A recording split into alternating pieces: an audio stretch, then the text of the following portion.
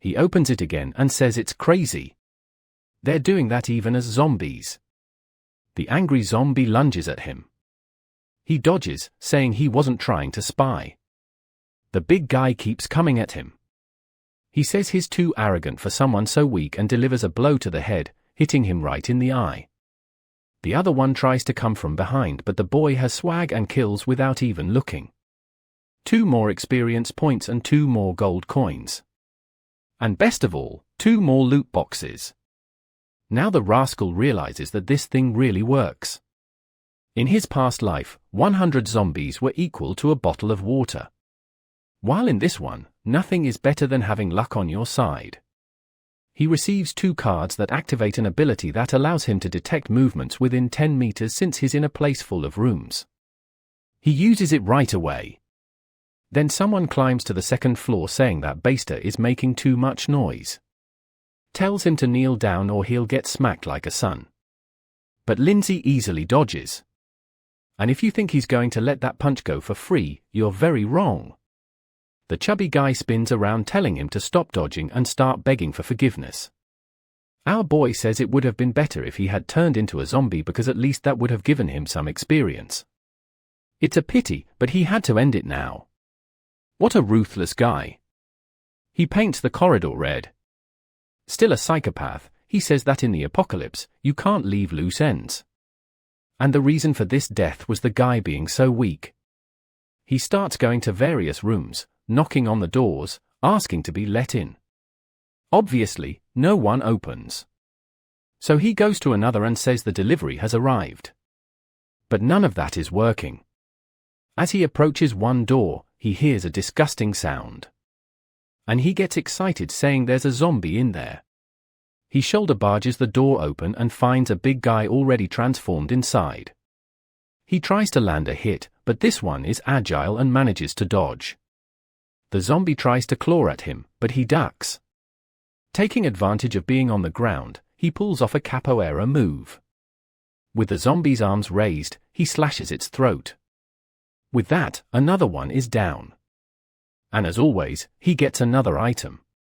This time, he had earned a liquor. With that, he continued rummaging through the rooms. Eventually, he found one for himself since it wasn't a good idea to go out at night. He took off his jacket and who would have thought our boy is fully leveled up. The system notified him that he needed 6 more experienced points to reach level 3. The problem was that when he looked at his phone, he saw that 8 o'clock was approaching. And the zombies would evolve, causing him to miss the chance to level up. Knowing how dangerous it would be to survive the night without that, he rushed out looking for 6 more zombies. In the shed, he saw a message from girl number 3 that would solve the problems. If there's a number 3, and he's already killed another, that means there's one more.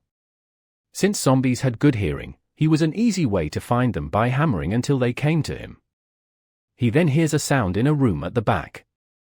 He enters and inside the room seemed empty. But then, from one of the vents, he starts hearing noise.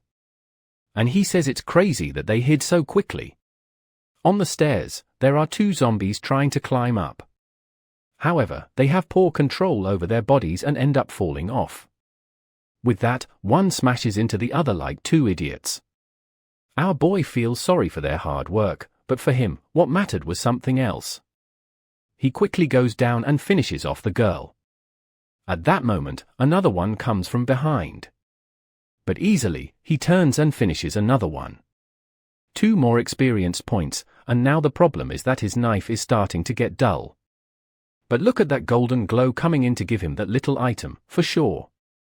He receives a horizontal cutting sword from the Tang dynasty, as well as 2 delicious buns. The sword gave him 1 more strength point and even removed 10% of the target's defense. He knows that soon these weapons won't be worth anything, but for now, it's great to have something like that. More water is stored in his inventory. 10 minutes remained before the real madness began. With no other choice, he had to take a risk on the streets. As soon as he opened the door, he found some poor sap who was about to be sent to the afterlife. As zombies noticed him right away and started running toward the hotel. But at level 1, they were still dumb and bumped into the door. The others came from behind and ended up tripping like fools. In his past life, he spent the first day drinking and hiding out of fear. He only fought the level 2 zombies, which were much smarter. But in this life, he got the perfect chance. In 1 second, with the new katana, he wiped out the entire group. For the start of the game, the quality of that weapon was excellent. With those zombies taken down, he advanced to level 3 and received another attribute point that he heard another zombie sound. Another one approached and he realized that this one seemed a bit smarter, or maybe not that smart, because she walked right into the sword. But at least it was worth it as she dropped a skill book. Then his alarm went off at 8 p.m, something had arrived. In the same second, he felt something and immediately stepped back. An explosion occurred at the hotel's entrance. It was another level 1 zombie, but now affected by the power of the night. The system tells him to be smarter with time because now everything had become more dangerous. He knows that this zombie will continue getting stronger for the first minute. And since he knows this, he has to finish it before it follows him into the room. He goes in for a full force strike, but even with the upgraded sword, it gets stuck. He puts his other hand on it to try to push it through. But man, the zombie exerts force and pushes it out. Our boy has to retreat immediately, and the worst part is now he only has a small axe left. He's not crazy enough to get close, so he throws it like a boom ring. Man, it gets lodged right into the damn thing. While the creature is still distracted, he gets closer to grab the katana. He quickly pulls it out and slashes. The creature is already covered in cuts, but it's still intact. It stares at him and starts running toward him again. A second of silence for the artist, who was fired by Chapter 10 because the art style had completely changed. But we're still continuing from the same moment. Our boy steps back and swings again, hitting the neck. Finally, the damn thing falls to the ground. At least these zombies are drawn better than the others. Our boy begins collecting all the items, especially since he can't be seen by anyone else. After 8 p.m, zombies are at least 50% stronger. He starts piling the bodies at the entrance, afraid that more creatures might approach.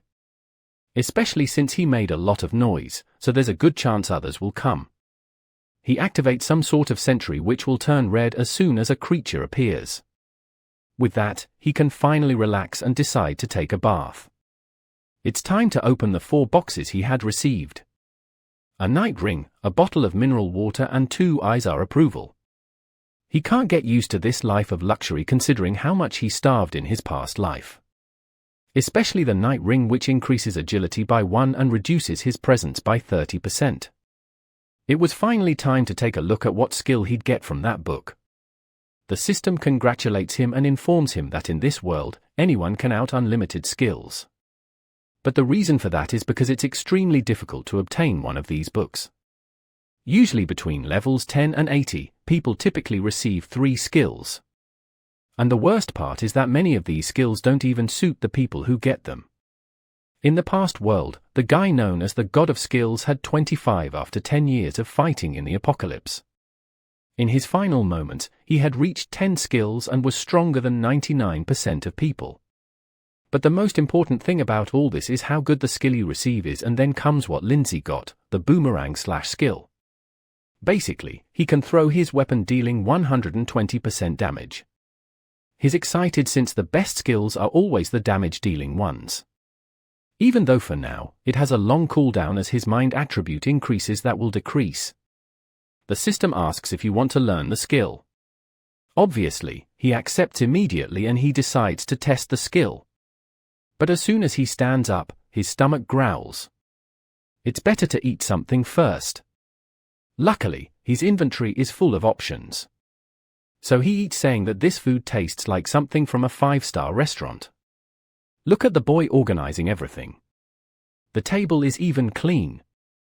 Looking at the moon, he knows that in this life, he's going to have to do things differently or he'll fail again. He opens the system and grabs a pen. On a sheet of paper, he writes warrior and mage.